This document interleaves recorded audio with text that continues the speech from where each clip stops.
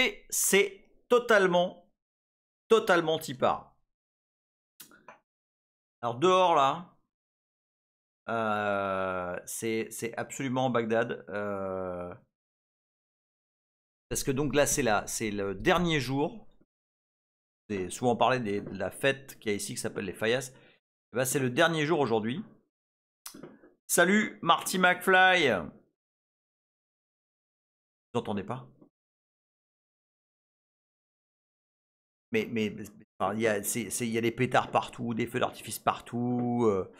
En fait, ce soir, ils vont. Oui, en fait, ouais. Alors, à ma famille, je dis ici à Kiev, tout va bien. Et en fait, bah, ça pète dans tous les sens. Et donc là, ce soir, c'est le soir le plus. Ah, attendez, je vais parce que.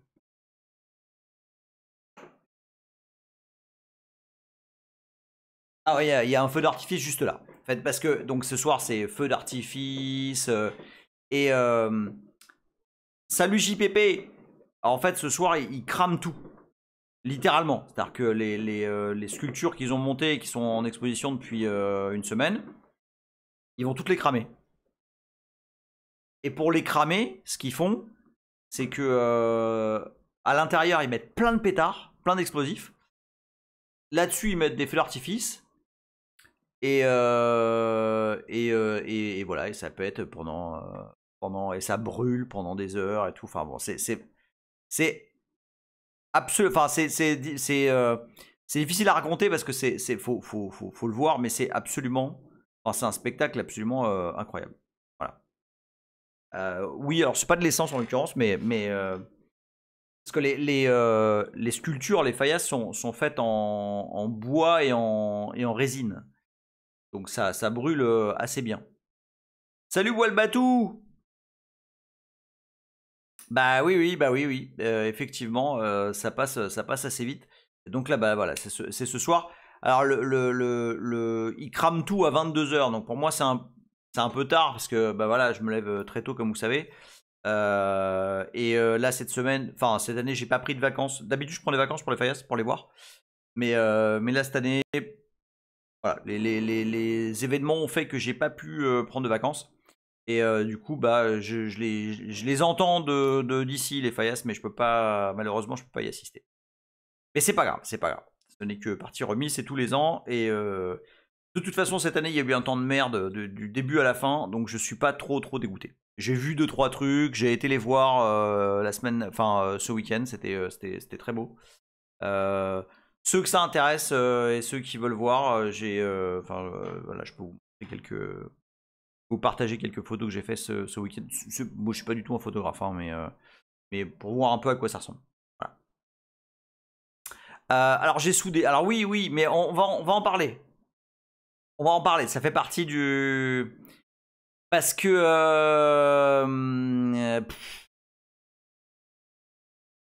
je peux pas avoir des semaines tranquilles.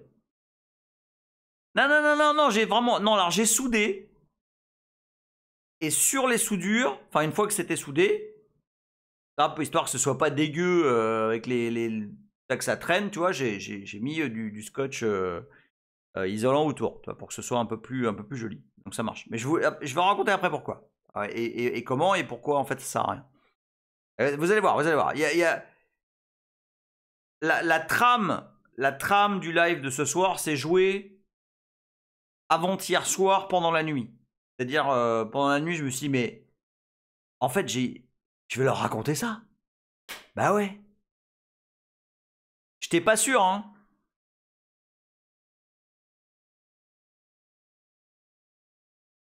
Mais voilà, au final, ça va être ça. Mais alors, il y a des coupables. Il y a des coupables. Je ne sais pas s'ils viendront. Mais il y a des coupables.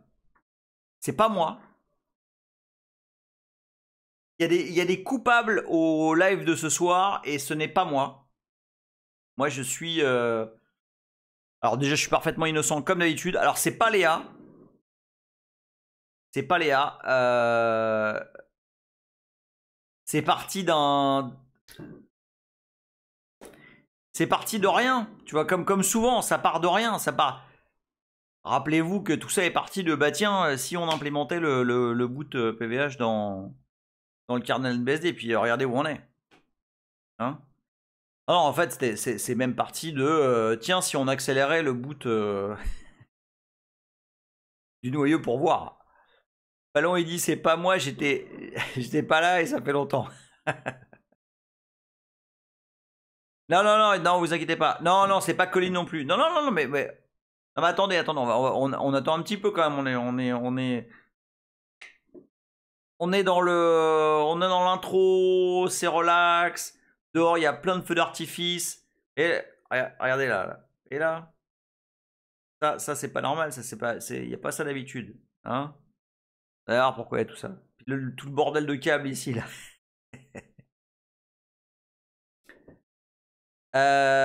Non, pas Colin McRae, non. Non, c'est pas non plus Chang. Non, on est dans le même.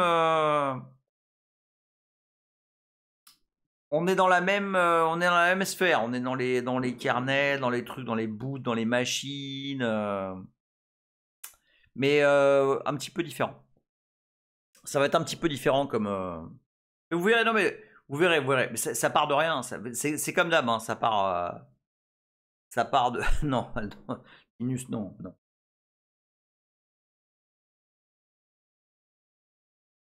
Salut Livétu.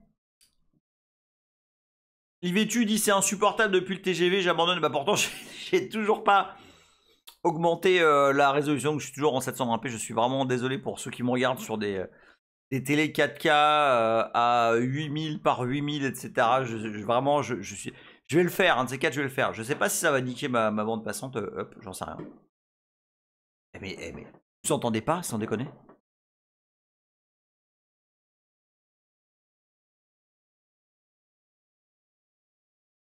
Ça doit pas s'entendre de là. Ah si, ah ouais, vous entendez que ça crée. Mais moi, imagine.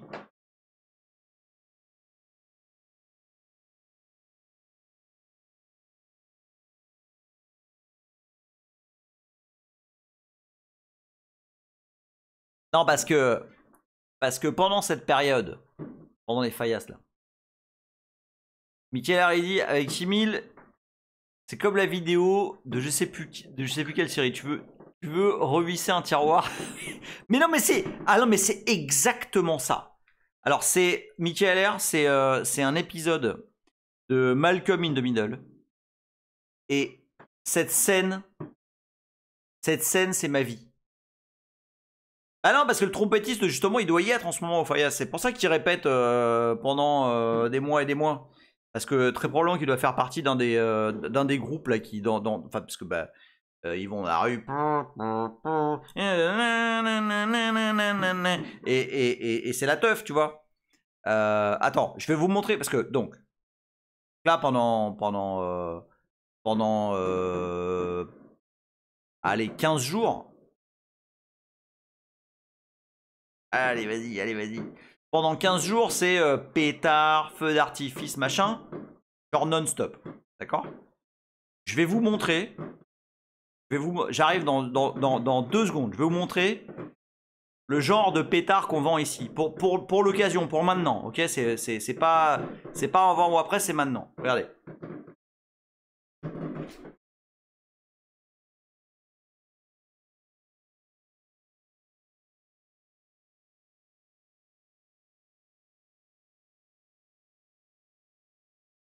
Parce que bon, moi j'en achète. Parce que bah, c'est la teuf, tu vois. Je veux pas rester. Pas rester à l'écart. Donc il y a par exemple ceci. Alors cette année, j'ai pas été beaucoup. Pas sorti beaucoup pour les faillasses, donc du coup j'ai pas pu tous les consommer, donc il m'en restera pour l'année prochaine. Donc il y a par exemple ceci. Alors donc pour vous donner un ordre d'idée, le genre de pétard, et c'est pas une blague, hein, c'est ça. Voilà, c'est ce genre de truc là. Alors je peux vous garantir que ça là, ça déconne pas du tout.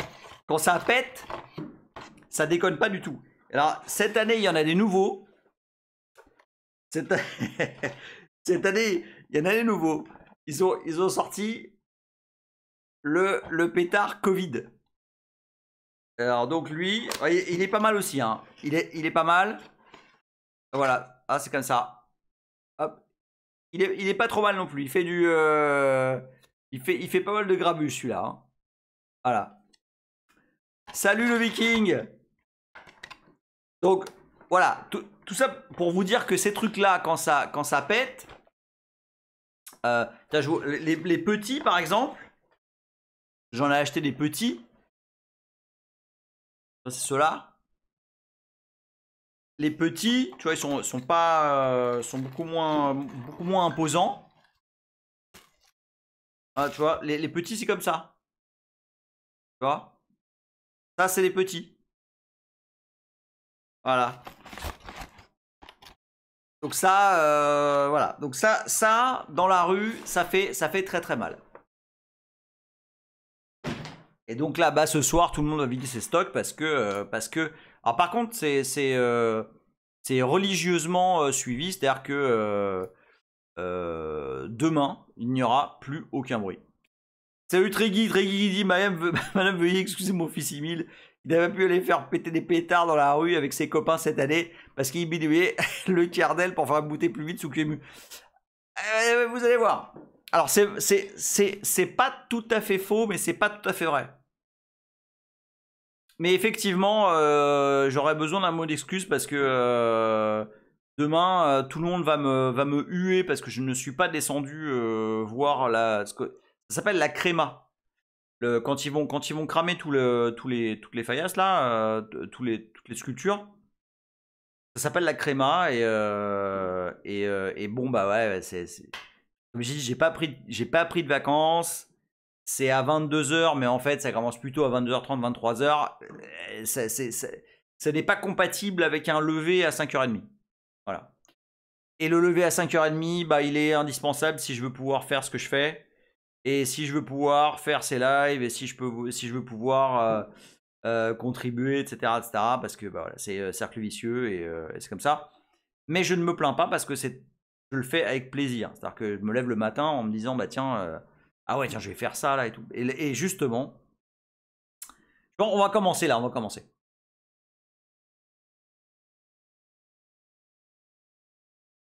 Alors, bon, les coupables sont pas là. Moi, je ne crois pas. Mais je vais vous raconter une histoire, hein, comme souvent. Tout ça part d'une histoire. C'était le week-end dernier. Vous savez. Ah bah le voilà. En voilà un. Voilà un des coupables.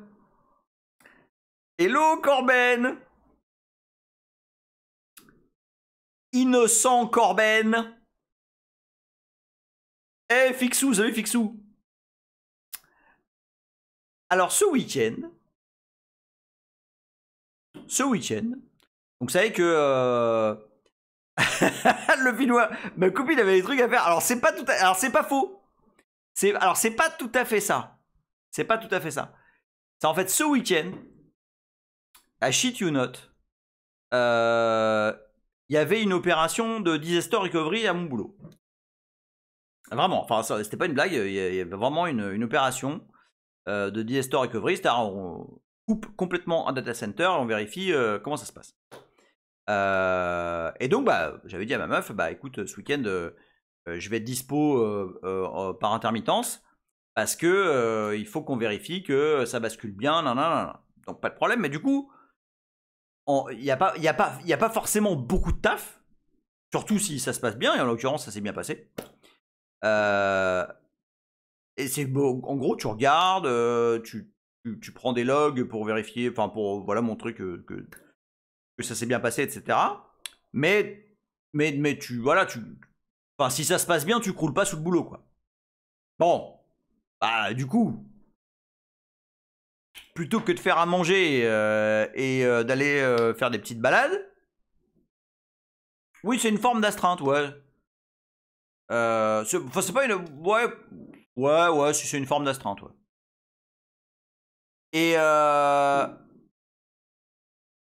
Et donc,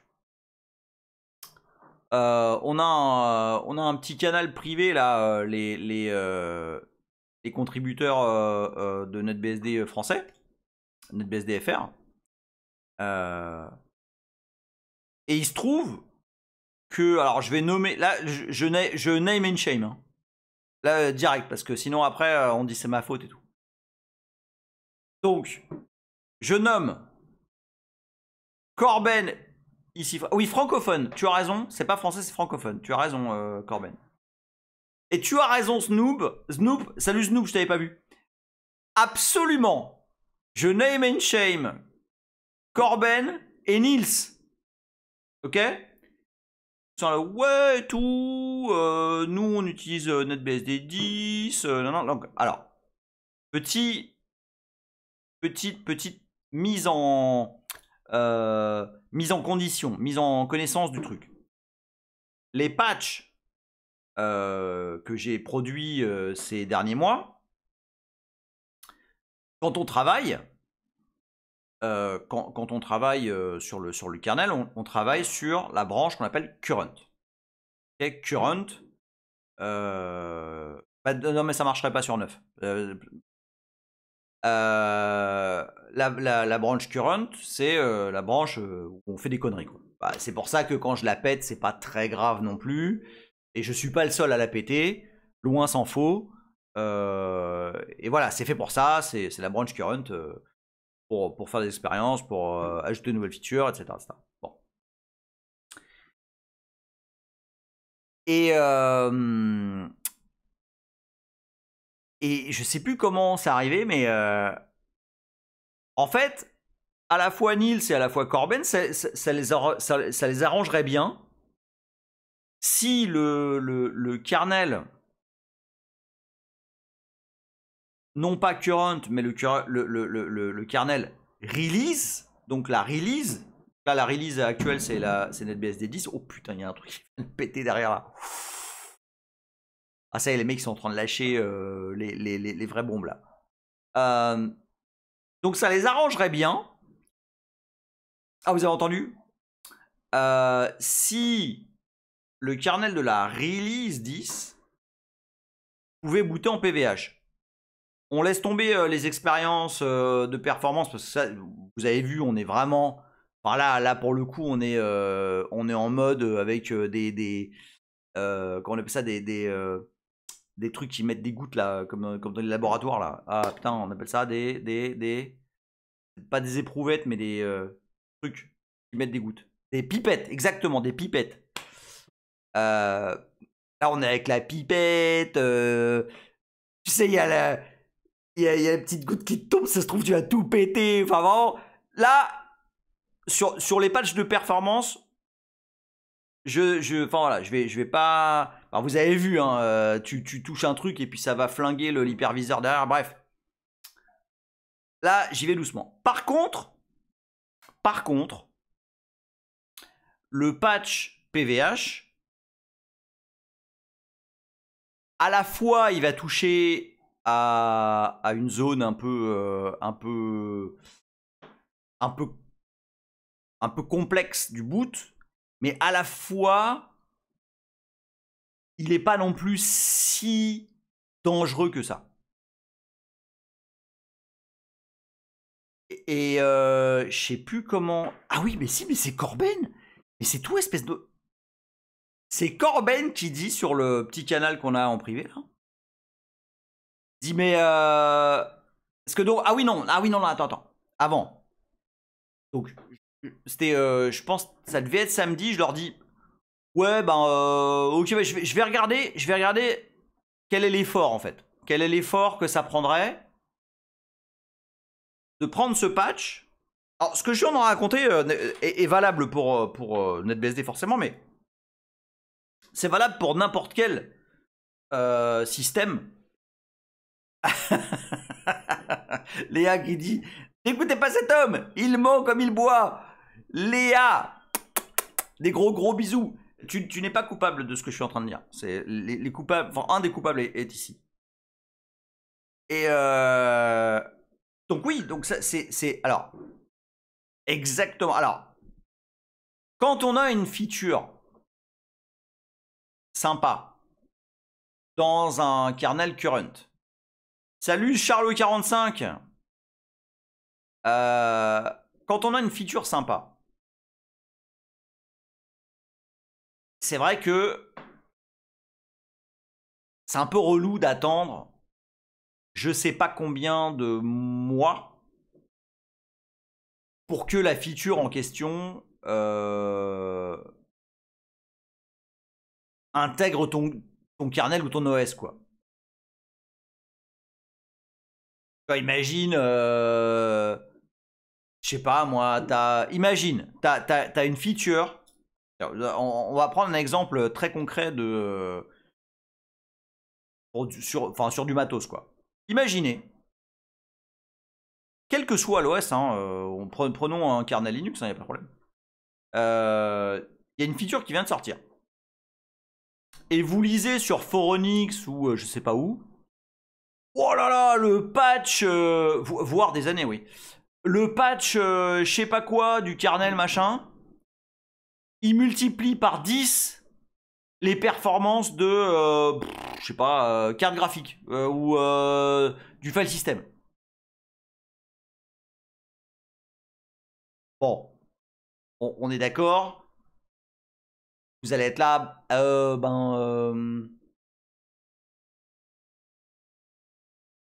je suis pas contre cette feature là. Mais le film dit, tu veux dire, comme quand tu regardes un changelog savoureux d'un truc qui te rend et te rends compte, pardon, que dans ta Debian que dans ta Debian sera packagé 3 ans plus tard. Un peu comme ça. Un peu comme ça. Kubernetes Magazine, le truc qui fait 800 pages, c'est que des numéros de version pas compatibles dedans. Ah, pardon, non, non, oh là là, hop, hop, hop, hop, hop, moussaillon. Je n'ai rien dit. Je n'ai rien dit. Ce n'est pas du tout ce que je voulais dire. Salut Valkada. Mais non, mais pas du tout, attends. Pas du tout. Attends, au moins 1/10 des softs qui sortent sont compatibles avec la version précédente de Kubernetes. Voyons. Ah, salut système d'expert D. Qu'est-ce que ça me donne des hauts le cœur à chaque fois. Non, tu arrêtes Léa. Le YAML n'est pas la vie. Non, tu arrêtes tout de suite. Donc, alors vous voyez la situation. Vous voyez passer sur un site de news et tout. Oh là là, le patch sur le kernel 6. Je sais pas combien, point truc. Il accélère x10 le file system. Et là, toi, t'es vénère et tu te dis, putain. Attends, ah là là, ça fait chier là. Et imagine en plus, imagine le patch, c'est pas grand chose. Bon, disons, c'est pas un patch dangereux pour l'ensemble du noyau, on va dire. Vous voyez on diverge pas trop là, on est vraiment on topic. Bon, il y a des cas de figure. Alors chez NetBSD c'est comme ça. Je ne sais pas comment ça se passe dans le noyau Linux, mais le noyau Linux c'est une sorte de, enfin encore que non d'ailleurs. Si tu fais fonctionner une Red Hat ou un truc du genre. Tu t'es peut-être vénère parce que tu peux pas bénéficier de la performance de. Ouais, voilà, par exemple, un nouvel algo de gestion de la congestion. Enfin, vraiment un truc qui blaste les perfs de whatever. Ou qui te ramène une feature que t'attends depuis très longtemps. Alors, chez NetBSD, mais pas que. Au minimum, chez NetOpen est très probablement Free. Je sais pas si on a des gens de FreeBSD dans l'assemblée. On a un mécanisme qui s'appelle le pull-up request. Alors donc le pull-up request n'est pas un truc pour voilà. C'est un mécanisme où tu dis voilà, j'ai ce patch. Alors généralement le pull-up il est plutôt utilisé pour des patchs de sécurité. Typiquement, tu vois, bah tiens, le truc SSH d'il y a 2 semaines là. Bon bah ça a été patch et puis ça a été pull-up direct. Parce que bah voilà, c'est important. Et il fallait, et donc ça a pull-up sur NetBSD 10 et NetBSD 9 qui sont, je sais pas si NetBSD 8, je pense pas qu'ils sont encore maintenus. Mais salut Maddatech. Et donc, lorsque on veut faire bénéficier les versions précédentes d'un patch, on fait, on appelle donc un pull-up request. Alors c'est une procédure relativement pénible. Hein. Attends, voilà, tiens. Mais je vous le partage. Ouais, bug fixe divers et variés aussi, effectivement. Ouais. Au-delà de. Hop, voilà. Voilà, donc boum. Oui, donc ça. Donc il y a 10, il y a 9 et il y a les pull-ups pour package source. Pour les packages. Okay. Et donc, bah voilà, quand on veut faire un pull-up, bah c'est pas la fête à mémé, il y a tout un tas de trucs à remplir, etc.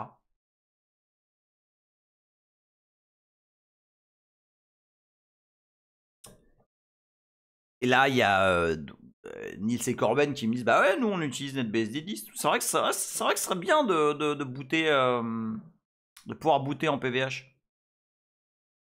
Donc rappel des faits, le boot PVH permet donc de démarrer une machine virtuelle.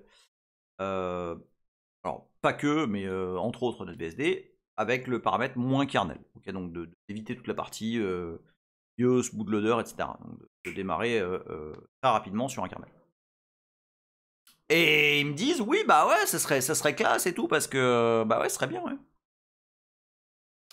Et là Corben me dit tout à fait innocent parce que moi j'ai alors pour de vrai j'avais pensé mais je me suis dit bah non ça va jamais être accepté en pull-up ce truc là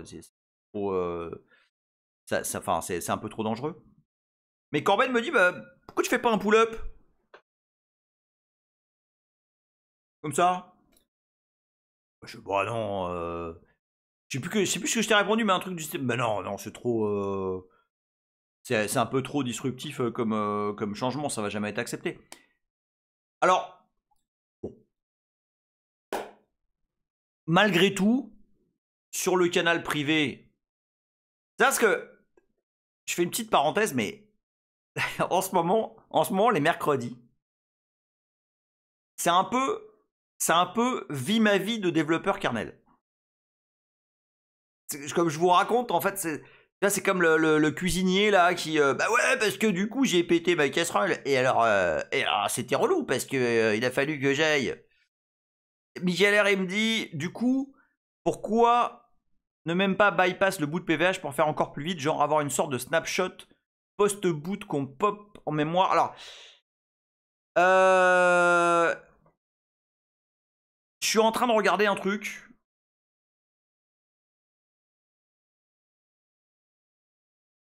C'est pas si simple.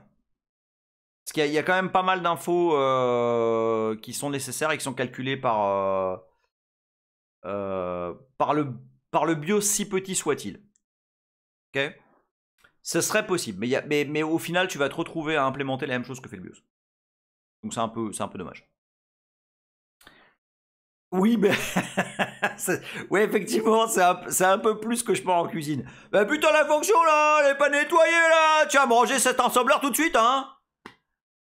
Mais le philo qui dit une sorte de reload sorti dans des barnettes ou alors je vous redis, ça se ferait, mais au final, on se retrouvera à réimplémenter la même chose que fait. Je vous ai parlé du microbios là,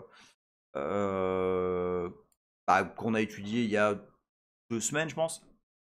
Bah, finalement, il fait ça, donc enfin, ce serait, on gagnerait pas assez. On gagnerait pas assez. Donc, du coup, je me dis bon bah vas-y, on va. Ah merde, pub. Salut Totoy. Ah bah Totoy, il est parti en pub du coup.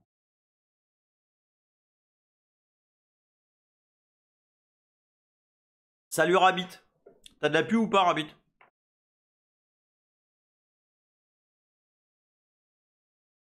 Michael R. dit oui, mais si tu l'as déjà fait une première fois sur la même machine, tu as déjà les infos post-boot. Post-BIOS. Alors ça dépend. Ça dépend. Ça impliquerait un petit peu de dev du côté de QEMU. Je pense que c'est effectivement possible. Salut Fneufneu. Ça fait plaisir de te voir là, Fneufneu. Mais je redis, je suis pas persuadé que le gain soit gigantesque. Faut voir, faut voir. J'ai pas fini hein, sur tous ces sujets-là. Hein. Je dirais même que j'ai mis le doigt dans un putain d'engrenage qui ne se finit pas. J'avais dit que je voulais pas prendre l'update de NVMe et je pense que je suis en train de me mettre moi-même dans la merde là. Mais enfin, sauf que je me suis fait drifter là. Alors vous allez voir. Neufneu il dit yes, je passe de temps en temps quand c'est possible et souvent en replay. Bah, gros bisous à toi et merci. Vous me dites, enfin vous me dites, bah du coup ceux qui sont dans la pub peuvent pas me le dire. Mais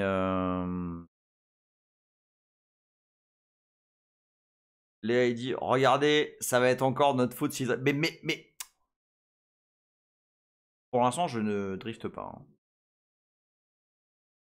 Je suis absolument on track. Par contre, je vais vous dire un truc. En fait, il y a 3 jours, je me dis, ouais, je suis pas sûr que j'ai assez de matière pour un live complet avec juste ce que je veux leur dire là. Je suis pas sûr. Peut-être basculer sur un... en fait. C'est là je faisais les points. Ce matin, je fais les points de ce que je vais vous dire. Laisse tomber. Franchement, si on arrive à faire la moitié de ce que j'ai prévu aujourd'hui, on est bien. On est bien. Donc là, on est vraiment... C'est chiant les pubs là. Franchement, je vais finir par voir s'il n'y a pas moyen de genre mettre... On met pas de pub, je gagne rien, c'est pas grave. Léa il dit, il y a 3 ans, Emile... Ouais, j'aurais pas... Il y a 3 ans, Emile, ouais, j'aurais pas grand chose à dire dans un stream. Ouais, bah non, mais... Je savais pas. Puis bon, il s'est passé des trucs. Michael Hardy, le vrai coupable dans l'histoire, c'est Bill Joy. S'il avait pas bossé sur BSD, Emile serait DJ aujourd'hui. Je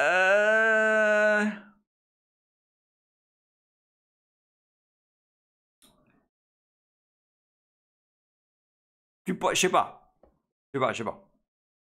Il y a eu d'autres coupables. Comment ça bientôt 4 ans, je vous raconte. C'est en quoi 2021? Oh putain de merde. Raison.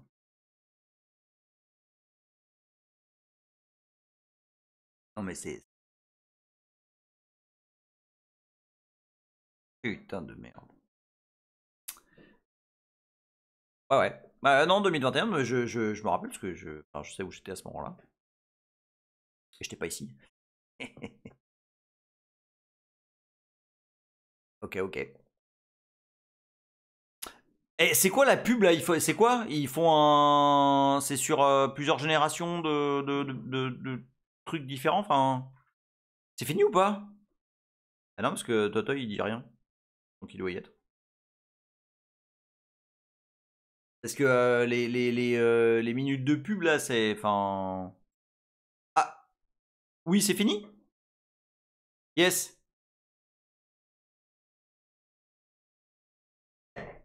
Ok parfait. Alors, donc... Vis ma vie de développeur. Ou en tout cas, vis ma vie de contributeur. Je me sens pas... Je me sens pas... Je sais que... Ça. Mais je me sens pas encore... assez c'est pas encore assez valide dans ma tête de dire je suis développeur kernel parce que je fais des trucs mais bon donc sur le canal privé des développeurs je dis dites-moi un truc si je faisais un pull-up de PVH sur la release 10, ça passe ou no go? Il y en a un premier qui me dit, bah ouais, faudra demander à un tel. Ah ben 100% Freddy Gondussin. Mais alors, mais 2 milliards %. Triggy dit, oui, je développe les trucs pour de kernel, mais ça ne fait pas moi un développeur kernel. Emile 2025. Non, mais oui. Salut Coding Bonjoie. Et donc, bref, je demande sur le canal, et on me dit, ouais, bah faudrait que tu demandes à un tel qui gère justement les pull-ups. Mais enfin, moi en tout cas, j'y verrais aucun inconvénient. Léa dit, oui, mais il y a quelqu'un qui a pété la CIC il y a pas longtemps, faudra attendre un peu. J'ai démontré que c'était pas ma faute, ok? Michael R, il dit, oui, monsieur le juge, je vole des voitures, bah, ça fait pas de moi un voleur, exactement, c'est tout à fait vrai. Et donc, je fais, bon, ok. Et genre, 1 ou 2 heures plus tard, il y en a un autre développeur qui me dit, bah pour le bout de PVH en NetBeans 10, moi je suis plutôt chaud, hein. Bon. Ouais, putain, il est Corben là. Il m'a mis dans la merde là. Ok. Et arrive le gars qui s'occupe des releases. Et je dis, ah bah dis donc,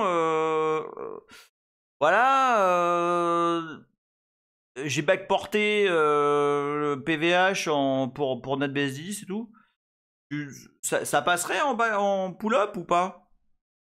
Donc je lui passe le patch. Puis regarde, il me dit, bon, à vue de nez, ça passe.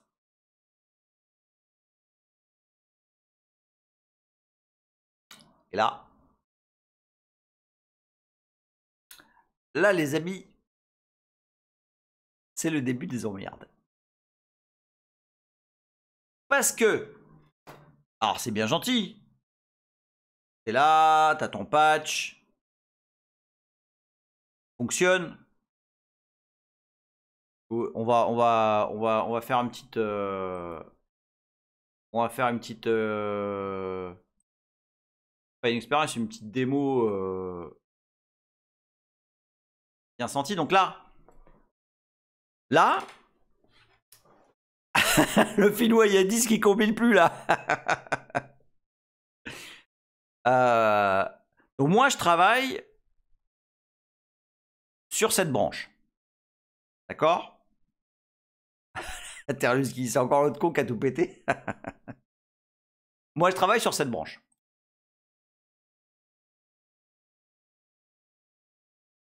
C'est très pratique. C'est une branche de dev. Comment ça, vous voyez rien?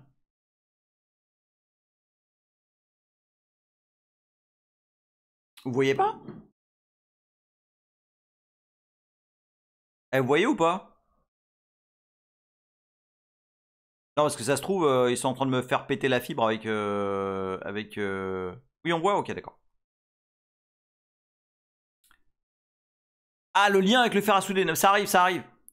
Oui, attends, non, mais ça arrive. Salut la deck. Enfin, ça arrive. Ça arrive si on a le temps, mais... Oui, mais ça arrive. Vous inquiétez pas. Alors, ben non, parce que la trompette, il est dehors là en ce moment là. Justement, ça fait des mois qu'il répète pour pouvoir aller faire le mariole dehors avec sa trompette là. Non, le lien pour le moment n'est pas super évident, mais vous allez voir. Donc oui, effectivement, j'ai une branche NBFR Master parce que j'ai une plantation de coton. Donc je suis quelqu'un d'extrêmement raciste. Et donc c'est pour ça que j'appelle mes branches Master au lieu de Main. Non, mais alors, donc c'est du second degré, hein, tout ça, pour les gens qui ont des cheveux bleus. C'est pas... Voilà. Ouais, je pense que je suis en train de me faire plein d'amis d'un coup. Salut Ribose.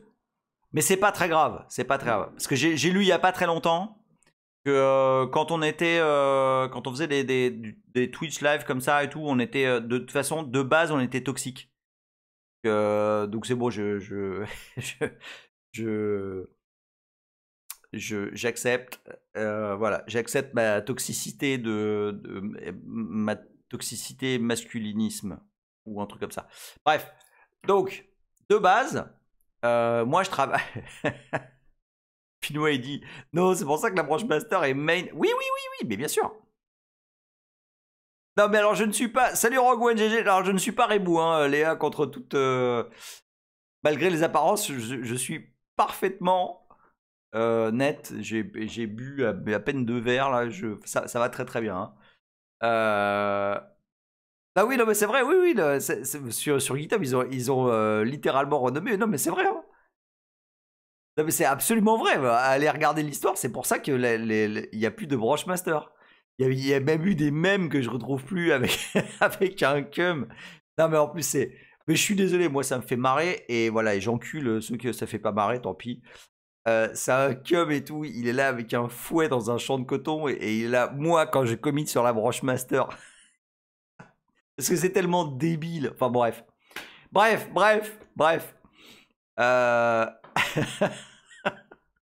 Je peux. À un moment donné, on va me sortir de Twitch et puis parce que ça cale plus. Mais... Salut Hugla. Mais tant pis, je m'en balèque. Tant que je peux dire ce que j'ai envie de dire, bah, je vais continuer à dire ce que j'ai envie de dire et c'est tout. Donc, moi à la base, je travaille sur la branche NBFR Master. Ok. Parce que, bah, donc, comme son nom l'indique, c'est la branche NetBSDFR et en fait, c'est voilà, j'injecte mes changements là-dessus. Salut Nidouille. Et après, bon bah, petit à petit, patch par patch. D'ailleurs, je vais vous montrer quand même. Je vais vous montrer. Je ne suis pas peu fier. Regardez bien. Donc avant, ah merde. Ah, attends, putain, ouais, je suis plus synchro. Ah ouais, mais non. Bah, là, je peux plus vous le montrer. Mais en fait, j'ai de moins en moins de drift avec la branche officielle. Et ça, c'est en fait, en gros, j'ai plus que ça ici là. Voilà, je n'ai plus que 4-5 là. Mais bon, là ici, ça s'avère un peu plus compliqué que prévu, comme on a déjà vu. Mais bon, bref, c'est pas grave. C'est pas le but du jeu. Là, ce qui nous intéresse, c'est que donc bon, moi, je travaille là-dessus. Ok. Bon, tu veux faire, tu veux importer un patch qui est sur current dans la release. Bon bah fatalement, va falloir fetch la release, donc c'est NetBSD 10. Et là, il y a un petit peu plus de stress, tu vois, parce que là, si tu foires ton truc, parce que current, enfin NetBSD current, bah, globalement, il y a que les devs qui utilisent quoi.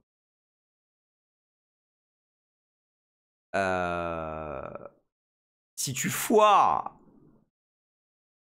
foires la release, là tu niques un peu plus de monde. Là tu niques tous les gens qui vont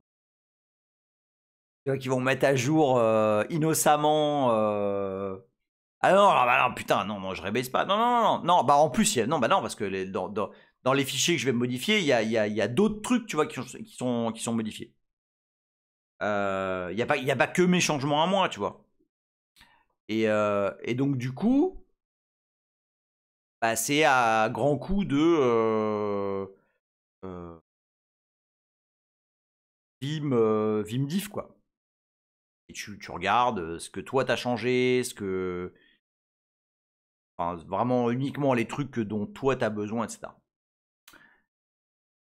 Et donc, au final, en prenant, en nitpiquant les patchs, enfin oui, les patchs qui amènent la fonction PVH à NetBSD 10, j'ai fait une branche, ok,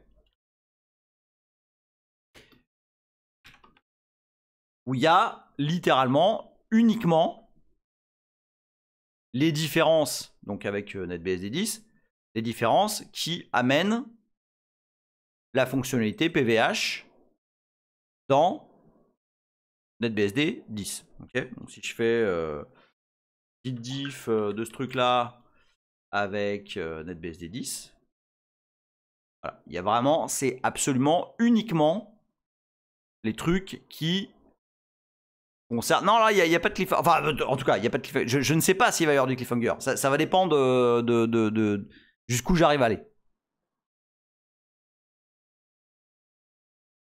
Donc voilà, donc là, ça, c'est vraiment littéralement juste le patch qui amène PVH dans NetBSD. Bon. Alors, le premier test que tu fais, c'est déjà vérifier que ta feature elle fonctionne. Oui, parce que c'est bien gentil ton patch là, mais on va quand même vérifier que ça marche. Donc pour ça, bah, tu builds un kernel. Alors, je ne sais plus si le kernel que j'ai buildé là est le bon ou pas, donc on va le refaire, mais ça va aller assez vite parce qu'il y a pas mal de CPU.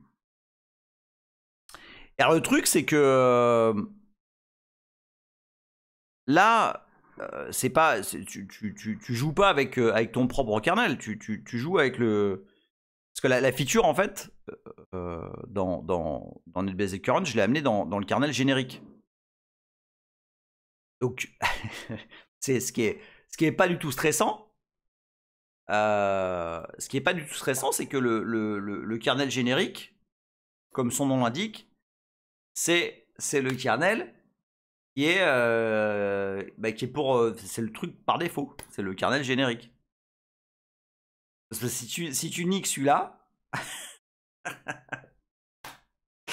si tu niques celui-là, bah c'est bon, t'arrêtes, tu demandes à enlever ton commit bit et puis tu arrêtes, puis tu vas faire autre chose quoi.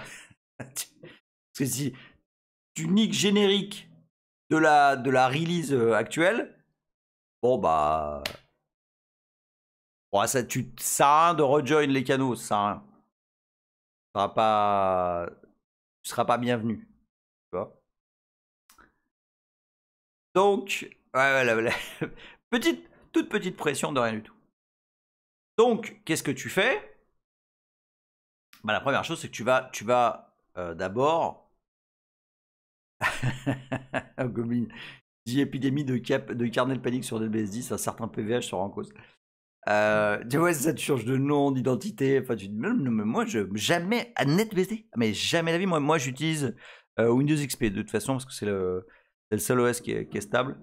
Donc, non, je ne connais pas du tout. Moi, en plus, les trucs là, les logiciels de communistes, moi, c'est pas, ça m'intéresse pas du tout. Donc, le premier truc que tu fais, c'est tu builds et tu vérifies que déjà, numéro 1, à ce stade, j'ai évidemment. Alors attention, parce que tu commites pas. D'accord? Là, tu commites pas. Tu fais un patch, on va voir après, que tu envoies à la main list pull-up, où tu dis, bah voilà, j'ai fait ça.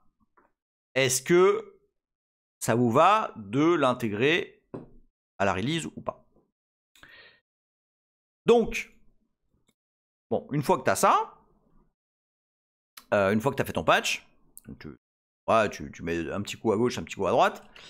Et là, on va utiliser un truc. Donc, alors, j'en profite pour donner quelques petites astuces et tuyaux et infos sur le build, sur comment on compile un kernel, ce genre de choses. En fait, si vous ne le savez pas, la machine sur laquelle je fais le live là, et sur laquelle je travaille de façon générale, ma machine principale, c'est une machine Linux. Plus précisément, c'est un Linux Mint machin qui fonctionne très bien. Voilà. Qui fonctionne. Et pourtant, c'est sur cette machine. Alors, Léa dit le workflow du kernel NBSD, c'est via des patchs offline. Alors, non, pas forcément. Le workflow du kernel sur Current, qui est la branche de travail, c'est une très bonne question, Léa, là, que tu poses. Nous, on travaille sur Current. Okay, les features, les fixes, etc. On travaille sur Current, quoi qu'il arrive. Okay, c'est vraiment la mainline. Et si on pète des trucs, on les pète dans Current, c'est pas très grave. Et après, on a des releases. Ces releases, donc elles sont... bah, ça dépend. Elles sont when it's ready. Et il n'y a pas de... Même FreeBSD aujourd'hui a carrément un calendrier, mais nous c'est vraiment when it's ready. Oui, c'est un peu... C'est vrai ça, oui. Current et release, oui. C'est même tout à fait ça. Et donc, le stream de travail, c'est current. Et tu pushes dans current. Bam, bam, bam, bam, bam. Par contre, quand tu as un patch de sécu ou un patch level, vraiment un truc, tu vois, un petit truc qui va soit améliorer la vie, soit améliorer le driver, soit corriger un bug, tout simplement, un driver par exemple, ou corriger une faille de sécu, très important. Bon bah là, de deux choses l'une, soit le patch est gros, ou en tout cas plus que quelques lignes, et auquel cas tu envoies un patch à part entière, et effectivement là c'est offline. Soit t'envoies les diffs sur current, qui du coup bah, s'applique très facilement quoi. Okay, mais les pull-up requests,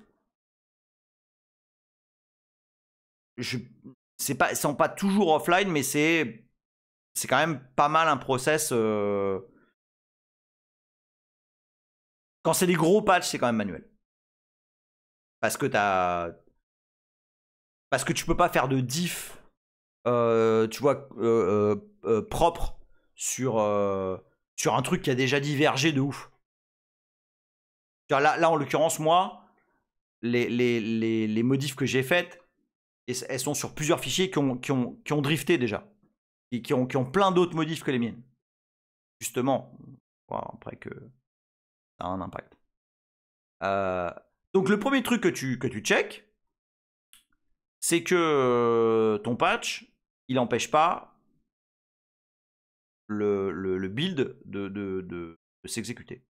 Et alors, donc ce que je veux vous dire là en disant que moi je suis sur Linux, c'est que NetBSD a ceci de particulier, et je pense qu'il n'y a pas beaucoup de systèmes d'exploitation qui permettent ça. Ouh, CrazyMad84, c'est ce sub pour le 4e mois. Merci beaucoup, CrazyMad. Des gros bisous à toi. Et bisous à tous ceux qui se sont sub là. Des gros bisous. Je sais pas s'il y a beaucoup de systèmes d'exploitation, alors non Linux, qui permettent, enfin, qui peuvent être buildés comme ça cross-platform. Et là, par exemple, je suis sur un Linux, d'accord? Et sur mon Linux, je vais builder le kernel NetBSD pour un NetBSD donc, okay, avec un script qui s'appelle build.sh et qui prend un certain nombre de paramètres. Là, en l'occurrence, je dis que je veux builder en userland. C'est-à-dire que en user, j'ai pas besoin, je suis pas dans USR ou dans une arbo où on a besoin d'être root.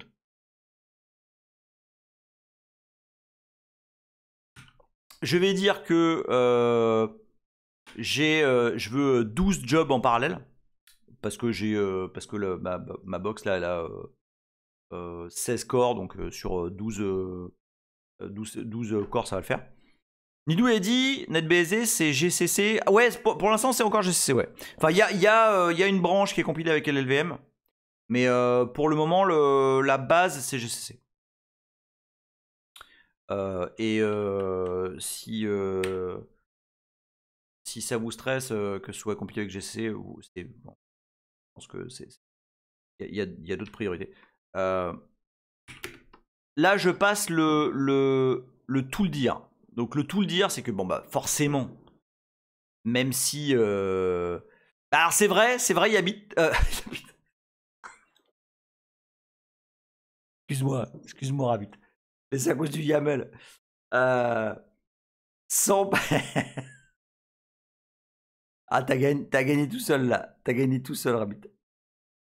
Sans pipeline et sans YAML, c'est has-been. C'est vrai. Ouais, mais Yabit, je m'en rappelais. Donc, Non, alors on fera Phaléon, peut-être un épisode sur GCC versus LVM, mais alors il y a tellement à dire que là, enfin c'est même plus un drift là. Là c'est un épisode à part entière. Et surtout, je n'ai pas assez de réponses à vous fournir. Je peux vous dire quelques petites choses, que notamment LLVM est plus sévère. Et que il semblerait que il y a des optimisations qui sont un petit peu meilleures, mais j'aime pas ce mot, j'aime pas le mot optimisation parce que le mot optimisation il cache que tu sais pas de quoi tu parles. Quand c'est comme le mot workaround. Il y a des mots comme ça, ils m'énervent. Le mot optimisation, quand quelqu'un te dit oui, c'est parce qu'il y a des optimisations, c'est généralement que tu comprends rien en fait, tu sais pas du tout ce que ça fait. Et je veux, comme vous savez, j'aime pas parler des choses sans vraiment comprendre de quoi il s'agit et quelles sont les vraies différences, quels sont les vrais impacts. Et c'est pour ça que je dis qu'aujourd'hui, vraiment se focaliser sur le fait que l'OS est compilé avec tel ou tel compilateur. Je pense que les personnes qui posent la question ne connaissent pas en fait les implications ni les aspects perf, etc. Et que c'est juste dire tel truc c'est nul quoi. Dominique dit, il me semble que NetBSD a aussi beaucoup de plateformes hardware supportées. Oui, tout à fait. Toutes ne sont pas équivalentes vis-à-vis du compilo, c'est certain, c'est certain. Léa dit, notez pour cela que la prochaine fois qu'il parlera d'optimisation dans son patch pasteur, note que je pense pas avoir utilisé le mot optimisé.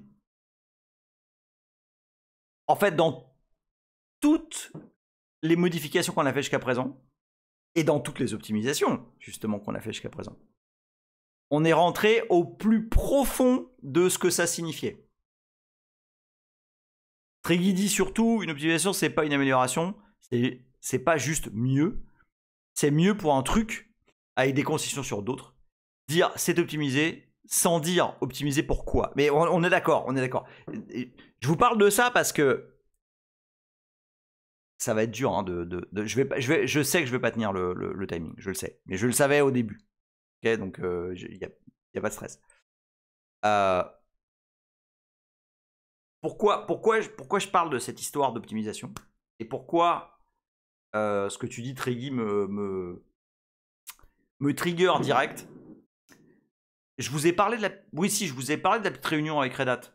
Mais si, je vous en ai parlé. Avec les gens qui nous disent que KubeVirt... Je vous en ai parlé ou pas? Non? Oh putain. Ouais, ça y est, ça pète à côté là. Feu d'artifice. Ah ok, bah, ça va, justement, j'étais persuadé d'en avoir parlé. Alors, vous m'arrêtez hein, si j'en ai parlé, mais... Donc, je travaille avec... Donc, vous savez, ça c'est pas un mystère, je travaille dans une boîte qui utilise Kubernetes, et en l'occurrence, on a basculé il y a très peu de temps de Kubernetes à OpenShift. Qui est une version Kubernetes un peu plus... je sais pas comment dire ça, ficelé quoi, on va dire comme ça.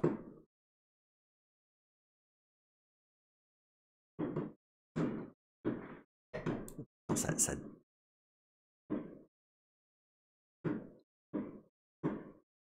Il est pas mal. Vous entendez ou pas du tout? Alors moi je manipule pas du sale. Hein. Ça c'est le no-go. Hein. Ah oui, je vois que... Je vois dans le micro que ça fait pas un bam. Bah voilà, c'est pour vous donner un ordre d'idée de ce qui se passe ici. Non, mais c'est parce que Nidouille, enfin ici c'est la grande. Mais tu connais Valence, donc tu connais les Fayas. Bah, c'est les Fayas en ce moment. Enfin, ce soir c'est la crème, hein, c'est le dernier jour. Donc oui, à mon taf, on utilise OpenShift. Donc OpenShift c'est Red Hat. Et il n'y a pas longtemps, on a fait un meeting. Alors, c'est pas forcément des fonds blards. Hein, les gens avec qui on parle, ils sont. En face de nous, on a des gens plutôt bons. Plutôt bons. Et ça fait plaisir. C'est pas banal. On a des gens qui savent plutôt de quoi ils parlent et tout. C'est assez cool. Et bon, bah, à un moment donné, donc on fait un meeting sur. Ils nous vendent KubeVirt. Est-ce que vous savez ce que c'est que KubeVirt? Déjà.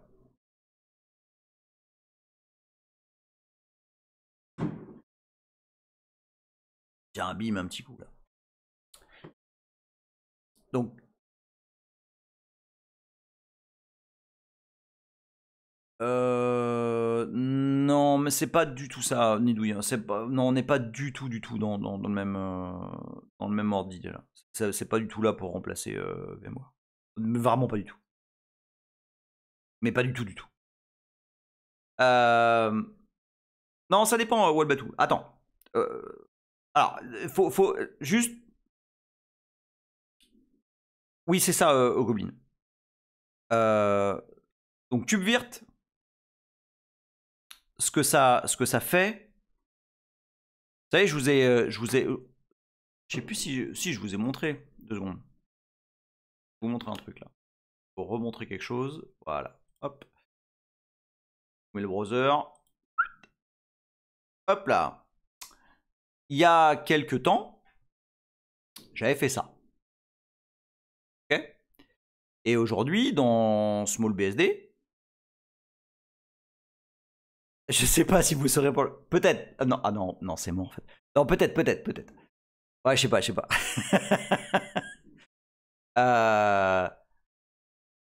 Dans SmallBSD, j'ai fait un petit manifeste qui permet de démarrer SmallBSD dans un container. Ou plutôt de démarrer un container qui en réalité est une VM. Bon, bah KubeVirt, c'est plus ou moins ça. KubeVirt, c'est la capacité de gérer des containers, mais qui sont en réalité des machines virtuelles. Mais ceux qui connaissent ce live savent que aujourd'hui, la terminologie machine virtuelle ne me convient plus, en fait, ne me convient pas. Parce que justement, il y a un espèce il y a une méconnaissance complète aujourd'hui de ce que c'est une machine virtuelle. Et mélanger vSphere et toute cette connerie là avec ce que c'est que une machine qui démarre avec par exemple KVM et Virta.io, ça a pas de sens. Ça a aucun sens.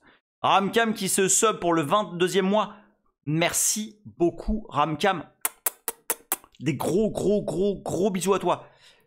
Ce que je suis en train de dire, c'est que ne parlez pas n'amalgamez pas machine virtuelle, VMware, Proxmox, tout ça dans un espèce de gros gloubi-boulga que vous comprenez pas. Si vous ne comprenez pas, ça n'a rien à voir. Les technos, même si derrière ça va utiliser KVM, les implications d'utiliser telle ou telle technologie, par exemple pour les I/O, par exemple pour la virtualisation au niveau CPU, etc. En fait, si je voulais faire un TLDR. Michael R dit la gestion dynamique des volumes ou l'intégration de réseaux avec des réseaux d'underlay est probablement plus le sujet, surtout avec Red Hat OVN Cube qui supporte pas encore le Live Migrate. Alors,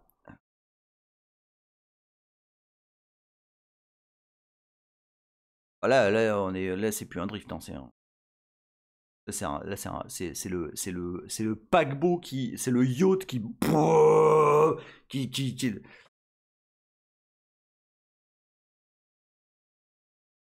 Je conseille la visualisation de la conf dont on a parlé la semaine dernière là.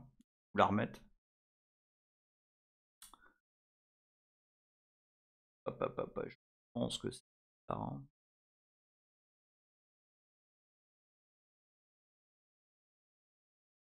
Moi juste vérifier que c'est celle-là. Ouais, c'est celle-là. Hop. Je vais vous mettre un petit lien.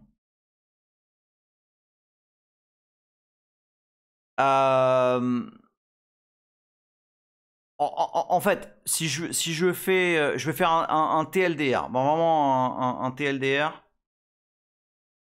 La virtualisation, aujourd'hui, lorsque vous faites bien les choses, ça n'existe plus. Voilà. Aujourd'hui, un processus qui est exécuté dans une, entre guillemets, machine virtuelle, n'est pas un processus qui est virtualisé. Exactement, Léa, aujourd'hui, la virtualisation, c'est un mensonge. On n'est plus du tout dans le même, dans le même fonctionnement qu'il y a 5 ans ou 10 ans. Okay, c'est plus pareil. Les instructions qui sont exécutées au sein d'une machine virtuelle. Brewster qui se sub également, mais qui est. Mais pour le 32e mois, mais gros bisous. Gros bisous à tous. Et enfin, je dis ça parce que ça m'agace un peu en fait. Non mais enfin, Nidouille, c'est ça que je suis en train de dire. C'est pas une histoire de j'ai testé et c'est pas mal. C'est il faut comprendre de quoi on parle. Ok, ça sert à rien de jeter des mots et de dire oui, machin VMware c'est mieux que X ou KVM c'est moins bien que Y. Il faut comprendre ce que c'est. Ok, et aujourd'hui, la vertu, encore une fois avec des gros guillemets, qui est fourni par exemple par un KVM ou par un NVMM ou par un hyperviseur, un vrai hyperviseur dont le job va être de catcher d'autres choses que ce qui est que les instructions pures CPU. Et ben on est sur du natif, d'accord? Je vais faire une série là-dessus. Je vais faire une série là-dessus parce que, en premier lieu, parce que ça m'agace. Parce que je lis beaucoup de bêtises. Parce que tout le monde mélange allègrement VMM, hyperviseur, virtualisation, émulation, tout ça, hop, tout ça, ça va ensemble. Et en fait, non, ça va pas du tout ensemble. Okay, on est dans un. Enfin, aujourd'hui, une machine virtuelle, c'est un truc qui fonctionne pratiquement near native speed. Okay, aujourd'hui, un hyperviseur, ce qu'il fait, c'est pratiquement basculer sur une gestion native des I/O via VirtIO en l'occurrence. Et c'est là où j'arrivais avec cette histoire de Red Hat, c'est que il nous présente KubeVirt. Et moi, ça m'intéressait de base. Pourquoi? Parce que KubeVirt, in fine, c'est un peu ce que je fais. Tu vois, même si mon objectif n'est pas de faire tourner enfin, je le fais, mais la finalité n'était pas de faire tourner NetBSD dans les conteneurs, mais je trouve que je l'ai fait. Et du coup, je leur demande, en toute innocence, Ouais, QVIR, parce que bah, je me demande, ouais, mais putain, si ça supporte, ça se trouve, je peux amener une BSD au taf, quoi. Et donc je leur demande, ouais, QVIRT, là, ça supporte PVH? Et on en revient toujours au même. Et, et là, pour le coup, je sens un vieux silence. Et on me répond, on va demander aux ingénieurs, quoi. Michael il dit, je pense qu'ils t'ont bluffé, que tu peux faire boot du PVH. Je pense aussi. Je pense qu'ils savent pas de quoi il s'agit. Et en fait, ils m'ont répondu la semaine suivante. Non, mais j'en suis certain. Parce que en fait, alors, parce que moi j'ai été dépilé de mon côté. Et QVIRT, en fait, c'est globalement. Alors j'aurais dit ça la semaine suivante, ils n'ont pas apprécié, mais c'est comme ça. QVIRT, c'est une sorte d'API sur l'API LibVirt. C'est globalement ça. Donc du coup, oui, effectivement, ça risque de fonctionner parce que LibVirt lui-même supporte le flagment kernel qui derrière va appeler... Salut Xobrajn! Ah, ça fait plaisir de te voir! Ah, ils ont probablement une certification, oui, ça c'est sûr et certain, ouais. Et donc bref, moi je leur ai demandé ça. Et les mecs m'ont répondu, la première semaine, ils m'ont répondu. Non, la deuxième, pour répondre à la question PVH, ils disaient non, c'est du... Qu'est-ce qu'ils m'ont raconté du boot direct optimisé et optimisé Virtaio. Mais qu'est-ce que tu racontes? Mais qu'est-ce que tu racontes? J'ai pas relevé, ça sert à rien. Ça sert à rien. Mais les mecs, vous racontez n'importe quoi. Enfin, les gars, c'est ce que je fais. C'est littéralement ce que je fais le soir pour m'amuser. Je n'ai pas me raconter n'importe quoi. Ah, on est d'accord, je l'avais déjà raconté celle-là. Bon, bref, en tout cas. Ouais, mais ouais, il faudra que je le fasse. Le drift sur les devs indiens, faut que je le fasse parce qu'on les a, on les a virés.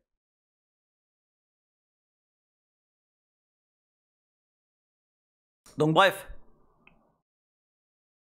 Ouais, mais c'est Red Hat en l'occurrence. C'est pas très grave. Non, parce qu'en fait, depuis, il y en a quelques-uns qui me suivent sur LinkedIn, donc salut à vous si vous me suivez. Sachez que je suis pas violent avec vous, mais voilà, la partie sur la machine qui démarre avec les optimisations, ça m'a... Voilà, moi le mot optimisation, le mot optimisation, il me trigger. C'est comme ça, moi, parce que voilà, quelqu'un qui utilise c'est optimisé, c'est quelqu'un qui sait pas de quoi il parle. Et ça me casse les couilles. Donc voilà. Bref. Vas-y, il me reste 15 minutes. On va au moins faire... Ah putain, j'aurais pu lancer la compile du noyau pendant que je parlais, merde. Attends. Bouge pas. On va au moins faire ça. Non, c'est pas ça que je vais vous montrer. Ça, c'est du spoil. Donc on va pas le montrer. Voilà. Ok, donc ce que je vous disais, c'est que... je me suis auto-drifté direct. Oui, c'est ça. Ce que je vais vous montrer, c'est que donc sur une machine Linux, on peut absolument builder un kernel NetBSD, et pas que d'ailleurs. On peut builder tout l'environnement. Ça s'appelle builder la distribution. Et donc, pour ce faire, on passe donc au préalable, il faut builder les tools. Donc ça prend, sur une machine, là moi, ici, pour vous donner un ordre d'idée, je suis sur un... Bah, vous le savez maintenant, hein, vu les bugs de la semaine dernière, sur un Ryzen 5800X. Et donc builder les tools, ça me prend, allez, on va dire 5 minutes, quoi. Un truc comme ça, ce qui est pas mal. Ribosidi, c'est pas optimisé la compil noyau. Bah ouais. Xobraj nous dit on peut builder world, c'est un article de Denis. Ah oui, absolument, absolument. On peut absolument cross-build. Et donc là, moi, ce que j'ai, c'est donc j'ai fait les tools pour builder, parce que à la base, mon tool dir, donc les tools que j'ai buildés, ils sont buildés pour construire du NetBSD current. Ok, c'est ce que je vous ai raconté au début. Sauf que là, moi, je veux builder du 10. D'accord? Donc, j'ai rebuildé les outils pour builder du 10. Donc, on donne le path vers les tools. Et qu'est-ce qui me manque? Oui, l'architecture. Donc, c'est AMD 64. Boum. Et je veux donc builder. Vous voyez ce que j'écris ou pas? Ouais. Quoi? Où? Ça? C'est quoi l'autre là? C'est LSCPU. Ouais. Donc, et je veux builder donc le kernel générique. Donc, sachant que là, il y a. Eh non, mais firdiff, oh putain. Guide. NetBSD 10, voilà. Sachant que là, il y a mes patchs. Ok, il y a mes patchs PBH. D'accord? Donc là, première chose, c'est on voit si ça build. Hop. Bon, ça va prendre, allez, peut-être 1 ou 2 minutes, un truc comme ça. C'est relativement rapide. Et donc là, juste pour que vous compreniez et que vous voyez ce qui se passe, je suis en train de builder, donc de compiler, le kernel générique, donc celui qui est livré dans la distribution NetBSD. Et donc globalement, ça embarque tous les drivers standards qu'on voudrait avoir sur une machine. Les drivers de carte réseau, GPU, CPU, carte mère, machin, enfin voilà. Toute la base à mettre en opposition avec le kernel micro VM que je vous ai montré il y a quelques fois. Plutôt, qui est le kernel vraiment light, ok, qui sert à booter des micro VM, okay, donc le plus rapidement possible. Là, ouais, effectivement, je pourrais build en moins verbose là pendant le live. Bon, comme ça c'est rigolo, on voit défiler des trucs.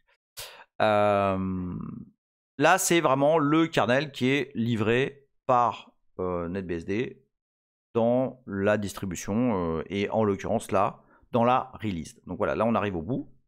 Donc là on a buildé le kernel stable générique. Okay, là c'est en train de linker tous les points hauts. Je l'ai fait un paquet de fois, hein, donc normalement il passe. Voilà, il passe. Donc voilà, donc le kernel qui a été construit est ici et il dispose de mon patch. Donc, normalement, je vais faire ça, juste pour simplifier la commande. Donc là, en fait, je vais vous montrer quelques petits flags de QEMU. QEMU, on a joué avec là depuis le début de cette aventure, mais c'est vrai qu'on n'est pas rentré forcément dans le détail des flags. Et là, moi, ce qu'on va vouloir faire tourner, évidemment, c'est QEMU système AMD 64, donc c'est X36 64. On va utiliser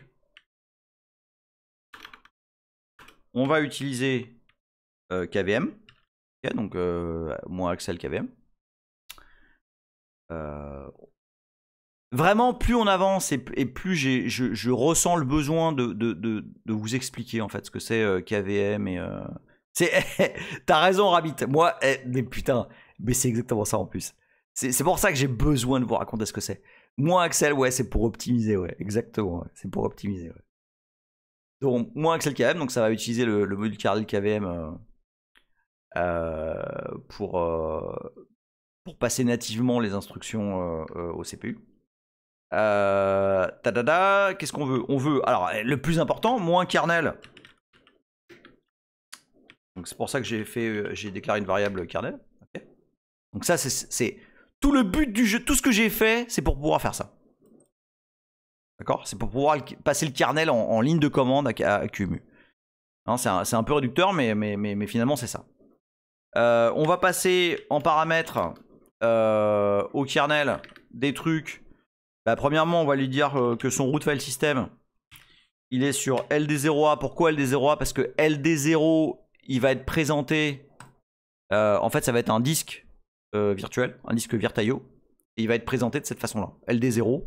Et la première partition, ça va être A. Tac. Et ah oui.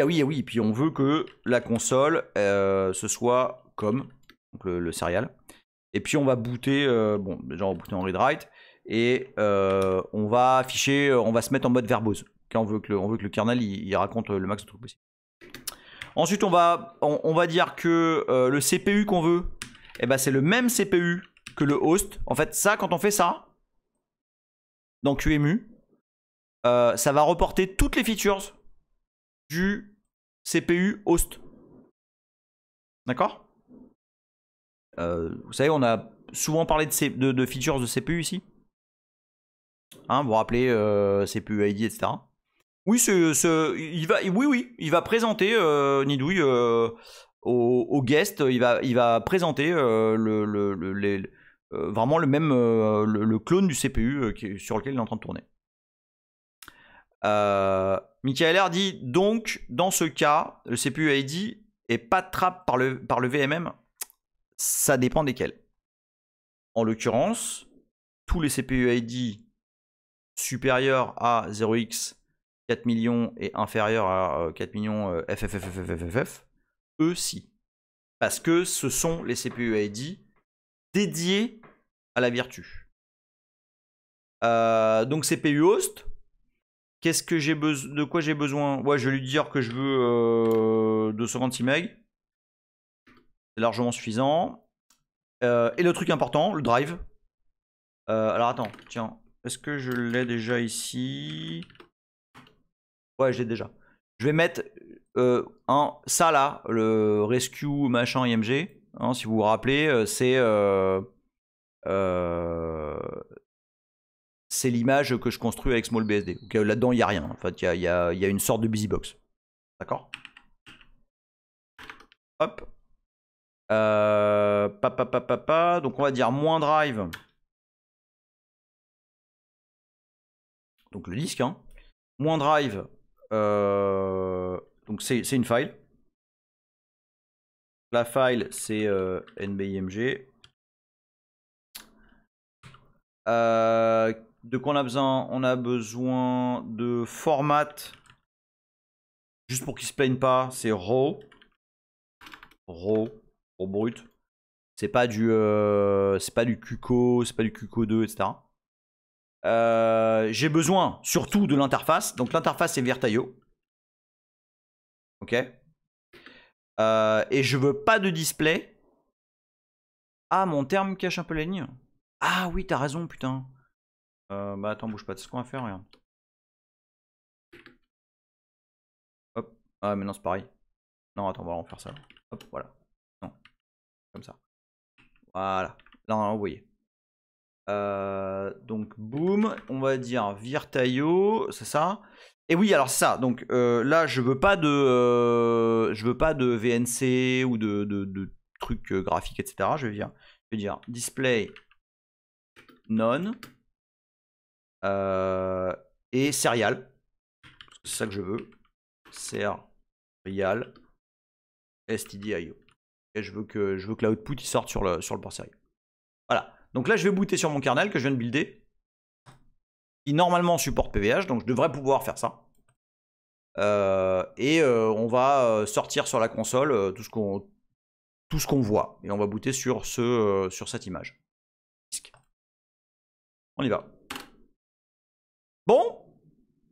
Ça se passe plutôt pas mal. Selon toute vraisemblance, au minimum, ma feature fonctionne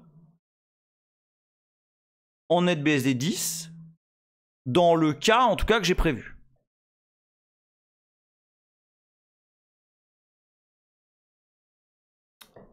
Maintenant. Oui, alors les histoires de clock, ça c'est rien. On y reviendra. Alors non, là, non, ça boot pas vite du tout. Hein. Ça boot très lentement. Ça c'est très lent, Nidouille. Ça là, c'est lent.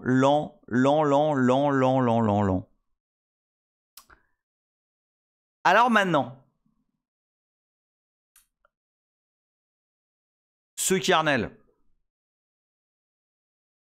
Ah oui, c'est un kernel complet, oui, bah oui. Ah ouais, c'est un kernel salade tomate oignon. Hein. Il y a tout là-dedans. T'as raison, Dominique, c'est pas optimisé.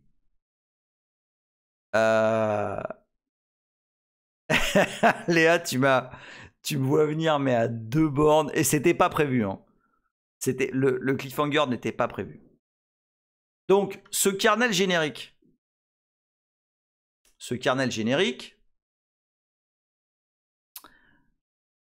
Il est censé booter partout. Ok, partout. Donc là, c'est bien, j'ai booté une VM. D'accord? Mais ce kernel générique, est-ce que il va booter? Est-ce qu'il va booter une machine? Ah ouais, c'est un kernel générique. Alors là, la raison pour laquelle il y a une caméra qui donne sur l'écran, et oui, là c'est pas une photo, tu vois, qui donne sur l'écran d'un portable, c'est parce que... Pourquoi? Bah attends, on va voir. Vous allez peut-être m'entendre de loin.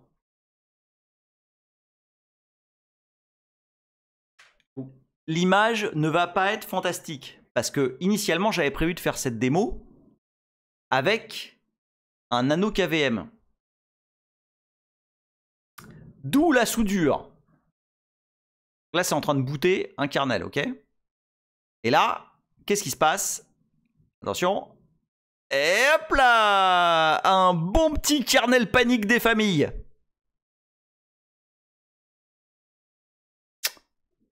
Eh ouais. Eh ouais. Eh oui.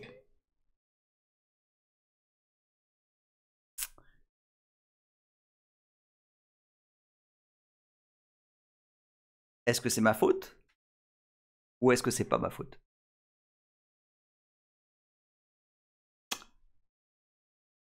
Eh bien, nous le saurons.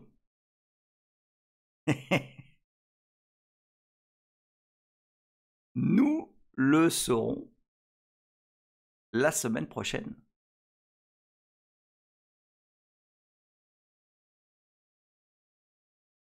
Eh oui. Léa. Léa qui dit Emile était scénariste sur Lost.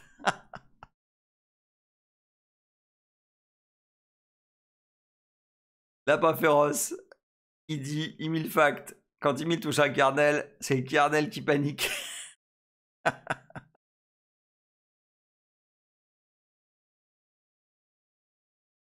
Corbani, j'ai rien à voir avec ce panique. Je vous laisse. Tiens, je vous le remets. Là, en 1 minute, là, parce qu'on va arrêter. En 1 minute. Dites-moi si vous pensez, en voyant CSGO frappe qui dira le scandale. Est-ce que vous pensez que je suis coupable?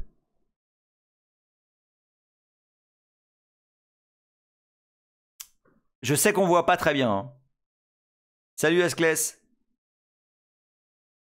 Je sais qu'on voit pas très bien. C'est le mieux que j'ai pu faire. Vous pensez que je suis coupable?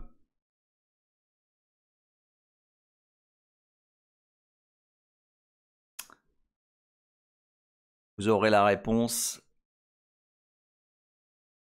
la semaine prochaine. Mais quelle heure dit en prison à mort. J'ai dit guilty. L'affaire du kernel panique. Lateralus dit au bûcher. C'est ce go frappe qui dit shame, shame. Mais je ne suis peut-être pas coupable. Hardware Radio va te pourrir sur Blue Sky. Léa, il dit monsieur l'avocat, j'ai besoin de vous. Lateralus, il va te falloir un bon avocat. Est-ce que je suis coupable? Bien, pour le moment, on ne le sait pas. Mais vous avez des indices. Si vous prenez des screenshots, vous avez des indices. Attention, hein. Juste en indice supplémentaire, ce que Léa a dit, il a niqué l'hyperviseur. Cette machine est en train de booter sur un kernel standard. Il n'y a pas d'hyperviseur encore, il n'y a rien. C'est un kernel standard qui boot et qui balaye ces devices. Là, je vous ai déjà donné trop d'indices. Mais voilà. Alors, donc on a fait un petit tiers. Un petit tiers de ce que j'avais prévu. Ah! Michael R, garde ta phrase de côté. C'est joli. C'est bien vu. C'est très bien vu. C'est très très bien vu. Mais on verra ça la semaine prochaine. Les Lutinos, je vous laisse cogiter sur ce merveilleux backtrace. La fille nous a dit non, faute à Emile à propos de l'USB. Je vous laisse cogiter sur ce merveilleux. Léa qui dit, Léa appelle la police du kernel. Je vous laisse cogiter sur ce merveilleux backtrace sur lequel on va revenir la semaine prochaine, pendant laquelle j'essaierai de vous prouver mon innocence. Encore une fois. Xalès, tu arrives à la fin. Je vous fais des gros bisous les Lutinos. J'espère que vous avez aimé ce live autant que je l'ai aimé. Et comme prévu, on est sur un truc... on est sur un truc qui va durer un petit moment. Voilà, je vous fais des gros bisous les Lutinos. Merci d'avoir été avec moi.